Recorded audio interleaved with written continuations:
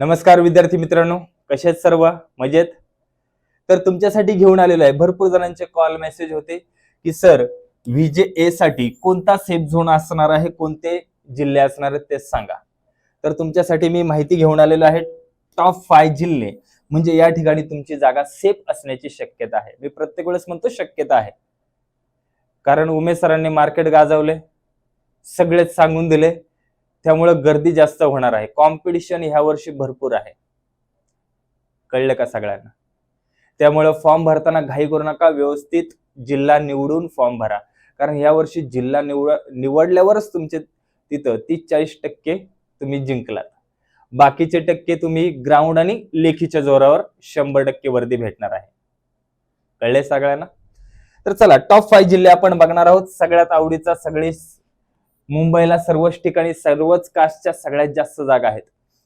तर व्हीजे साठी एकूण 74 जागा आहेत. सर्वसाधारण मात्र 22 जागा आहेत मुलांच्या. मुलींच्या पण तेवढ्याच असणार, एखाद दोन कमी जास्त.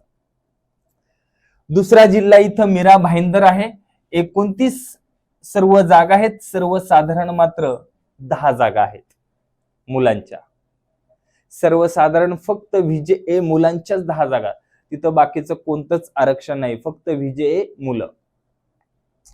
तिसरा जिल्हा येतो पुणे शहर. 25 जागा आहेत एकूण आणि सर्वसाधारण 7 जागा आहेत. आतापर्यंत पुणे शहर 2 नंबरला होतं, आता 3 नंबरला आलंय. कळले का? चौथा जिल्हा मुंबई लोहमार्ग. एकूण जागा 21 आणि सर्वसाधारण मात्र 7 जागा आहेत. दोन्ही ठिकाणी समान आहेत.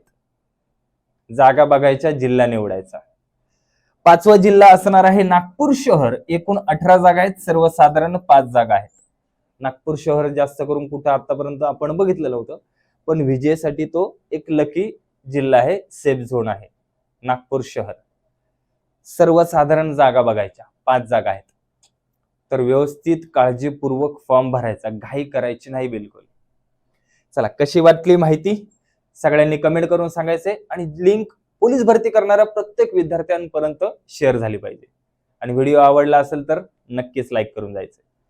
चला, आज आपण इथेच थांबूया. भेटूया पुढच्या नवीन व्हिडिओमध्ये. तोपर्यंत सर्वांना बाय बाय, टेक केअर आणि जय हिंद.